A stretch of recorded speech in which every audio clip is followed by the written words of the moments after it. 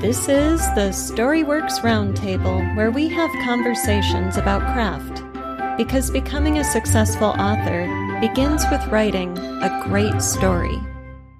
Hello and welcome to this week's Storyworks Roundtable. Today, Kathryn and I are talking about weaving chronology into your narrative. So we recently had an episode where we talked about time.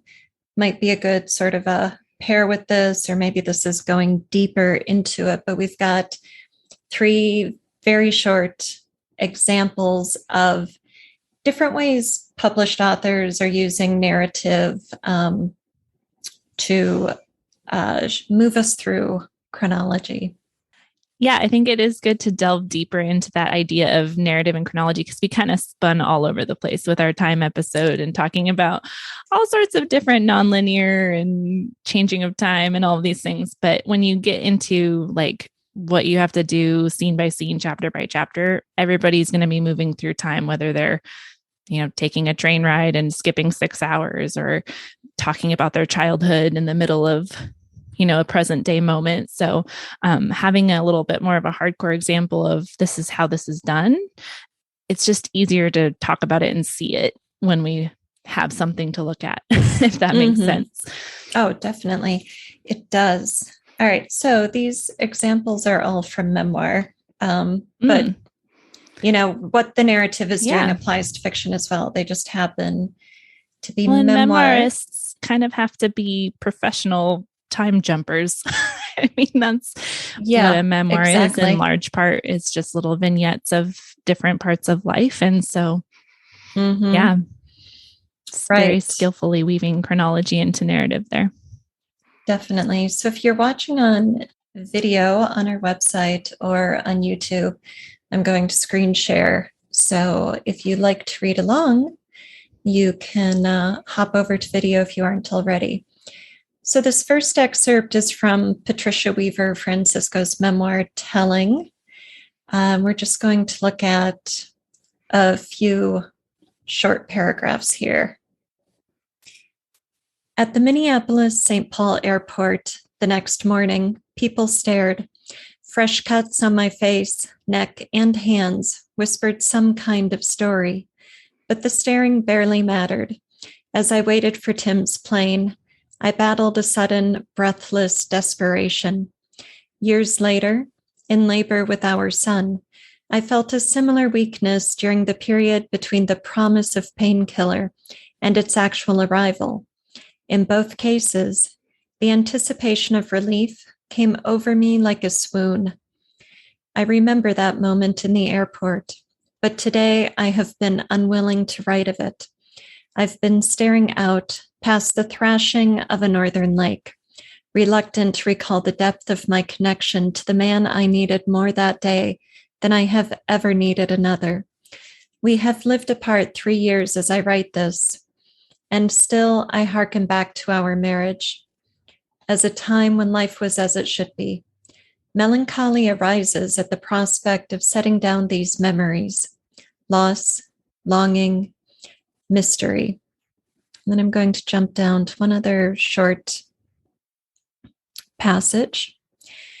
I sit today at a pine table by a window where glass panes open wide like wings and look out at the sleek black sinew of water moving past. In the distance is the sound of hammering, men repairing the structures on this island where I have come to write. There are only women in residence on the island this week, and we are joining in the work of restoring a small cabin perched out over the water so that the light at sundown dances on every wall. At dinner, we women and these men laugh until it grows dark.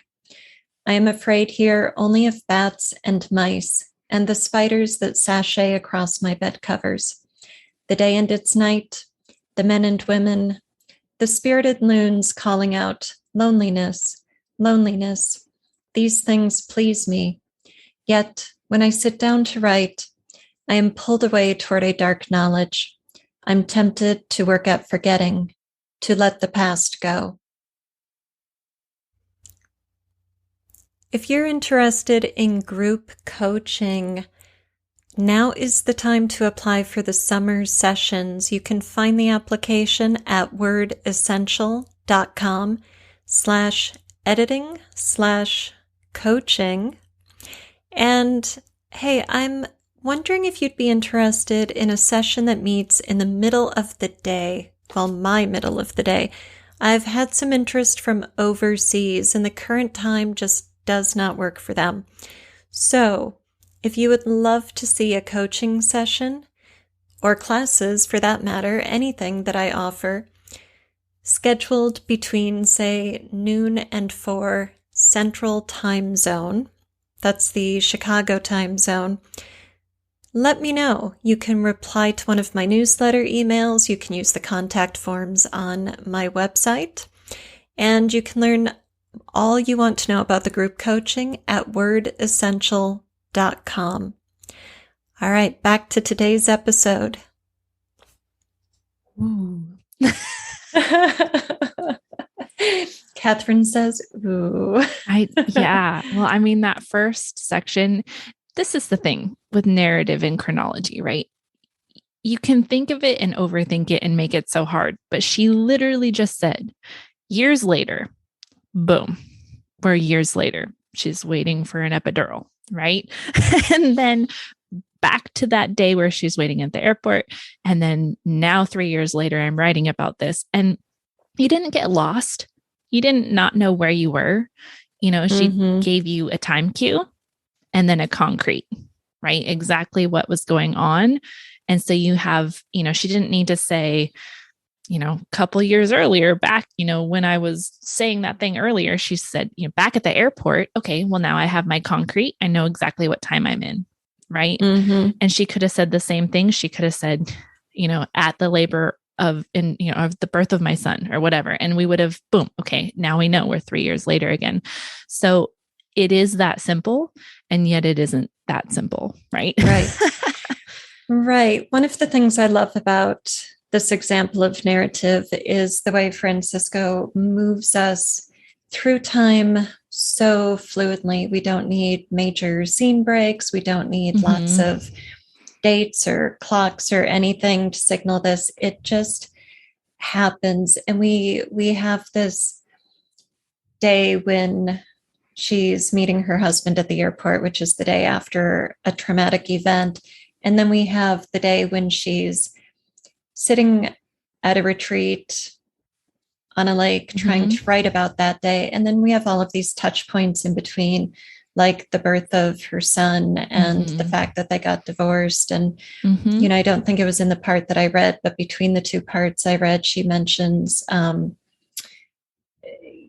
way the marriage changed. And there are other touch points in there as well.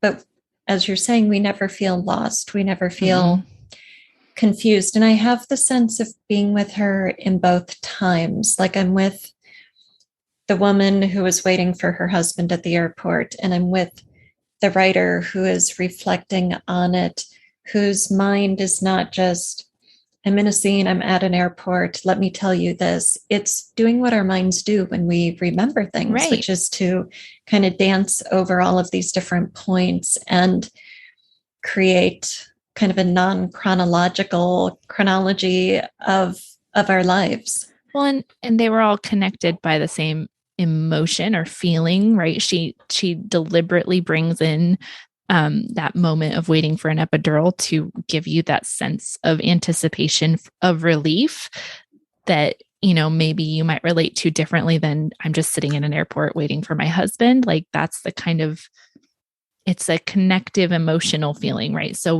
even though we're jumping through time and stories and different locations and all these things, she's connecting them via the emotion of that anticipation for relief. And then when she's thinking about it later, you get that sense of her being unwilling to relive that, but that doesn't take, that emotional connection still pulls all the way through the whole thing, right? Because then you're feeling the anticipation. You want to know why, how is she going to get through this? And then you get that, now I'm looking back at this and I still don't want to deal with it. You're getting that emotional tug, right? So Mm-hmm. that's what's pulling you through the time without making the time feel like an obstacle. Right. Right. And I love that line toward the end of what I read where she says, here I'm only afraid of the spiders that across my bed covers. And so, she tells us she doesn't want to go back and write about that, even though she's sitting down to write about it. And that is what she's doing. But she doesn't say remembering it is terrifying. She says, here, I'm only afraid of. And so we get this juxtaposition between the safety and comfort of the present moment and the, fear and discomfort of the work she's doing as a writer. Without her having to say, I'm afraid to write this. Right. Yeah. Which is more powerful, right? Mm-hmm. It is. Yeah. Should we look at another one? Yeah. Okay. Let me get the screen share started here. Okay. So this one is from Ira Sukruangrung's memoir, Talk Thai. And this is the opening chapter. My mother pointed to my heart. In me pumped the blood of a Siamese warrior, one who strode off to battle in honor of our country, in honor of Buddha. That warrior was fearless, ready to confront any danger, even first graders at Harnu Elementary. My mother touched my cheek. I possess the skin of the warrior, she told me, soft and yellow, like the petals of a dahlia. She said I had sharp and keen warrior eyes, despite my bulky, square glasses that were so heavy they often gave me headaches. My mother stuck out her tongue. We spoke a language the great elephants understood. From her pocket, she pulled out a small Buddha. It was attached to a black string because metal against my skin gave me hives. I bowed my head and received the pendant in cupped hands. It was the weight of a wild strawberry. This is a warrior's Buddha, she said in Thai. Your Buddha. She looped the string around my neck. This Buddha had been in the family for years, passed down from generation to generation. It would keep me safe. It would protect me. When I wore it, I must keep it under my shirt. Never let it out in the open. Never let it dangle freely. I'm going to scroll down, and there is a scene break here, some white space, and then the narrative shifts. I was born 11 days before the bicentennial in Chicago, during a time when the country was going gaga about being American. Among these proud people were scared Thai immigrants living, at the time, in a small apartment in Irving Park, close enough to Lake Michigan to hear the waves. They were starting a Thai family 8,000 miles from their native home, and they were determined that this new baby, this bicentennial baby, would be raised to be nothing else but Thai. This is a Thai home, they said. You are Thai. So we can stop the excerpt there. So one of the things that really stands out to me about this excerpt is that he opens in scene. We're with this little 6-year-old boy preparing for the first day of school in front of the altar with the incense and his mother and the Buddha pendant. And after that white space, after the scene break, it's very much narrative exposition. And adult Ira is telling us about his family, about how they immigrated and how he was raised. Yeah.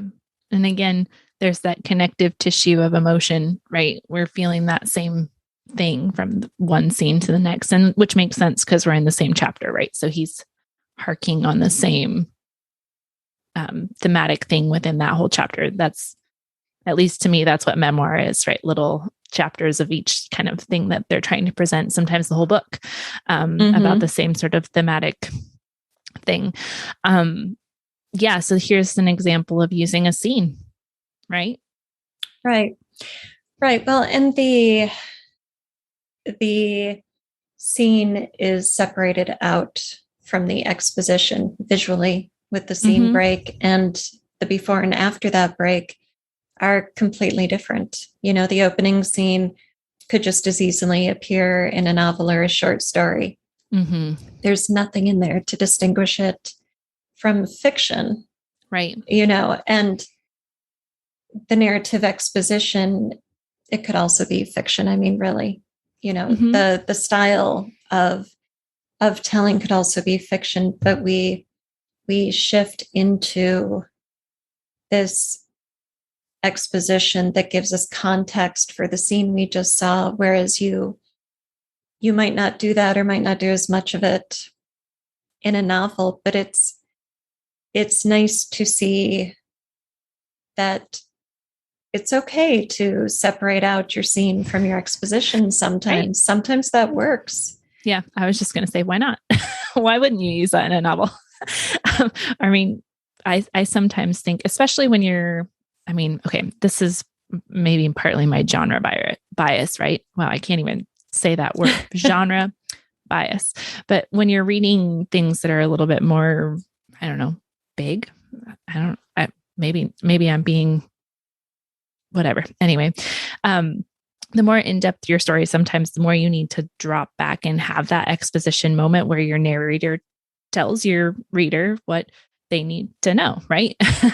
Whether that's, I was born in Chicago on Lake Michigan and we were going to be Thai, or whether that's, a little bit more about their training or their growing up, or, whatever that reader needs to know, right? Then exposition is such a good way of doing it, right? Bring that history, bring that backstory, I should say, not history, backstory, be technical, right. Into the weave where you don't have to be chronological. Here's that scene. You were just right there with the character and you're going, okay, we're getting a Buddha. Why are we getting a Buddha? Well, let me tell you. Here we go. Right. And there's nothing wrong with that. And sometimes as a reader, that's just such a nice, oh, okay, great. Now I've got that and we can move on. And you're not going to throw a reader, especially not with a scene break and a deliberate, like, now we are here. Now this is what you are learning. Your reader's just going to say, okay, great. Yeah. I think a lot of writers, especially younger, newer writers, are afraid of the show, don't tell rule. And so they think that to do that would equal telling, and it doesn't, right? We've talked about this. Narrative exposition is not telling. Narrative exposition poorly done is telling. Can be telling, yeah. Right. And then also people are afraid of info dumps. And so here we've got this lovely example that is not telling, and it's not an info dump, but it is this very clear delineation happening between the scenic moment and the reflection moment, where our narrator goes into exposition to tell us about something, to expose, explain, expound upon. And it's no less enjoyable. I think your focus needs to be there, right? So what is his focus of his narrative exposition? It mirrors the scene that we just saw. He's talking about his heritage. He's talking about the Buddha. He's talking about his family. Like, that's all stuff that would be questions raised in the first scene. Maybe subconscious, maybe not pressing, but that you're going to get answered, right? So your narrative exposition is there to serve that purpose, and it is focused. The problem that you're going to have is if you like info dumping, all of a sudden he's talking about his aunts and uncles in Thailand and how his grandfather used to do this. And no, he's keeping it very focused, right? He's where we're at, how his family acts, why you just saw the scene that you saw, right? And I think that's another thing that you can expand into any fiction, right? Keep it tight to what you need to show the reader. Make sure it's meaningful. Make sure it follows the same threads, whether that be plot, character, emotion, theme, whatever, to keep it important. And then your reader's just going to thank you for it, right? Yes. Yep. Yeah. I mean, if he gave us the opening scene and then said, every day after school, my buddies and I stopped at McDonald's and got a shake on the way home, it would be disjointed, right? And so what you need is the relevance. You need as you were just saying, that connection in whichever aspect of your story. Yeah, because every scene has a purpose. So was this excerpt any less or more effective on any level, moving, describing, showing, whatever? Was it any more or less effective than the Francisco example? I'll tell you, the first one felt more introspective, like I was floating in kind of the subconscious realm, right? Where I was diving in and out very quickly. But the second one feels much more like more story than a little less, like, what would you call that? Almost ethereal, floating. And I think that it's just different styles. They're both very effective. Right. Yeah, I agree. I don't have anything to add to that. Well, and I'm thinking about, you could easily have taken those two scenes and mashed them together. Okay, his mom talks to him about the warrior Buddha, and then the next paragraph is, I was born on the bicentennial of, but we were going to be Thai, and then you talk about how the Buddha pendant needs to hang, right here, and you could have put those together, but you also didn't have to, and so having the separation, it's just two different ways of doing it. Right, exactly. And let's look at a third example in which they are very much woven together. So this is from Molly McCloy's personal essay, Fragile Donkey, which was published in Blue Mesa Review. And we actually had Molly on the show. So we've got 4 great episodes with her, 2 in which she talks about being an oral storyteller and a 4-time Moth Grand Slam winner, and 2 where she talks about creating her narrative on the page. So from oral storytelling to written storytelling, memoir, all kinds of great stuff. And we do talk about this essay. So definitely go look up those episodes. So, okay, here we go. Some kids are sneaking out in the middle of the night while the parents sleep. 3 siblings. Tom stops suddenly. Jake's chest bumps into my back, and I bump into Tom. Thud, rustle, shoe squeak. Was the scuffle loud enough to wake up Mom and Dad? We 3 stand absolutely still by the back door and listen for any sounds coming from our parents' room. I'm terrified because even our breathing seems loud enough to be heard from across the house. I grip Tom's shoulder. Jake twists my shirt. My heart beats wildly. No bedroom door cracks open. No parental voice rings out.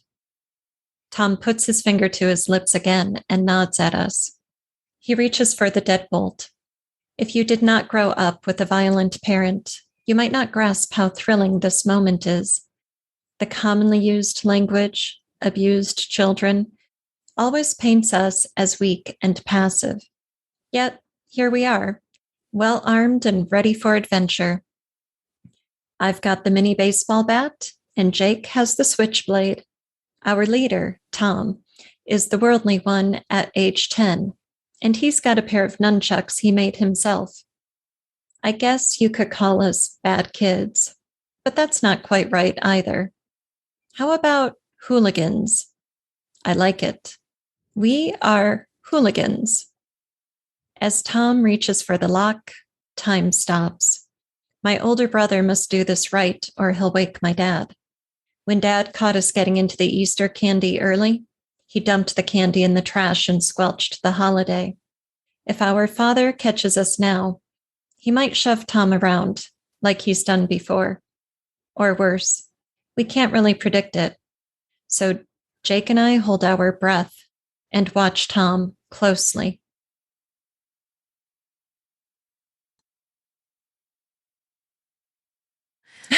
First thing that struck me there was the present tense, which is something you don't encounter very often, but she used it very skillfully with weaving the past in with the present moment, because she's got that present tense that is so very different that when she slips into the other time frames and slips into the past tense, you're like, you can mark the difference very easily. Yeah.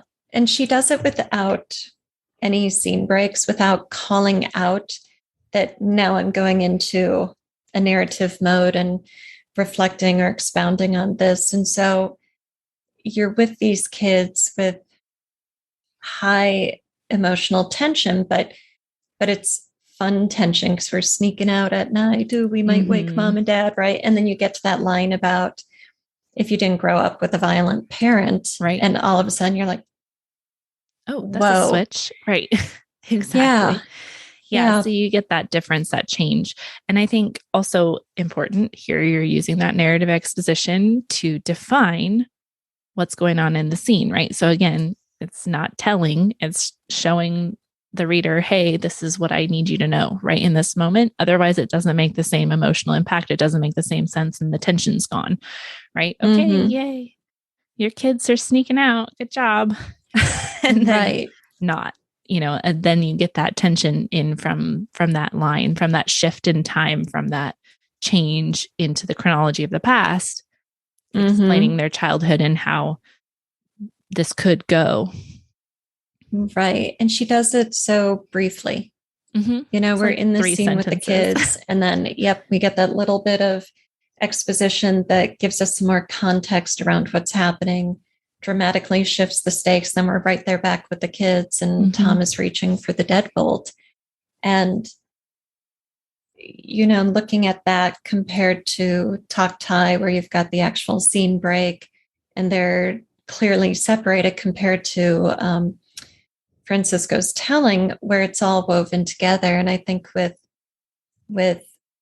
McCloy's Fragile Donkey, we are like right there with the kids. We're totally in scene. And with Francisco, we're very much with the writer reflecting. And you even said it feels almost etheric, like we're in that headspace instead of down in the airport. And Sukruangrung is giving us that kind of two separate spaces instead of weaving them together. To me, you can tell that Molly is an oral storyteller and that she's used to telling very tight stories. And the present tense, to me, I've listened to some Moth podcasts and stuff. Whenever your storyteller starts in the present tense, we are doing this. You are immediately brought into it, right? Because you're following along with them. Okay, I'm there. We're in this moment. And so I think using that little trick, right? Because hers isn't a memoir full book. That's an essay. Right. And so she's got less space. She wants to draw you right in. She wants to give you the important information in a bite-sized minute so that you can just move right on and through. And I think, a little bit more time available in the first one, right? She's got more space so she can kind of stretch it out, and not in a bad way, in a way that allows us to feel and sit with things differently. And same with the second one as well. So I think you using different tools for the different space, the different type of story that you're trying to tell, and the different way you want to impact the reader. Yeah, I think that's true. But I feel like the effect Francisco had on us was so immediate that even if it wasn't an excerpt from a memoir, if there was just an excerpt from an essay, it would be no less impactful in the way it is impactful. And I'm pretty confident Molly's memoir is told exactly the same way her essays are, Yeah. It just gives it a different feeling, emotional impact, maybe. I don't know whether the first one felt more of like a drawing out for me, like you're pulling out something that was going to eventually manifest, right? Whereas Molly's feels very much more like you're in it, right? And the emotional impact is right there. And the second one was more like you were going to get there. It was like a story, right? You were going to eventually see that peak and feel the emotion or the effect that he was trying to get to, right? Does that make sense? So it's just different levels and different ways that the author is using the story to create, the reader's anticipation or their excitement, or to keep your attention on the page. Right. Yeah. So what do we learn about chronology and narrative? I think for me, when I read stuff like this, I have to remind myself not to be afraid of it, right? To be like, okay, I need to make this time jump. I'm just going to do it. And I'm going to figure out the best way to make it happen, whether I need that to just be in paragraph. Here's a little moment, move on, or if I need to draw it out or have it be like this, free flowing thing, or if I need to have a scene break, and not to be afraid of, oh no, I have this thing coming, but just to figure out what's the best transition or feel for my story and just make it happen. Because we all have, like I said in the beginning, we all have that language, right? That years from now, like everyone gets it. And we can put that years from now and the concrete, I'm in the hospital giving birth to my son. Now you have a touch point, right? People aren't going to get lost, but it's how do you want that presented in your story in the way that will best serve your story and your character, and be able to play with the tools that we have. Yeah. And I think another takeaway is that there's not a single best way to do it. We've always got choices as writers in how we craft our narrative and how we structure our stories and how to play with chronology even. And it doesn't have to be first person. This isn't just for memoir and first person narratives. And so finding the style that suits us and suits our story is what really matters. So we don't have to go out and look for what's the best way. What do the books tell me? What do the teachers tell me? It's find what works for you and then hone that, play with it and work it, do your revision, do what you have to do to put something great on the page. Yeah, absolutely. Thank you for listening to the Storyworks Roundtable. Find all our shows, show notes, and videos at storyworkspodcast.com.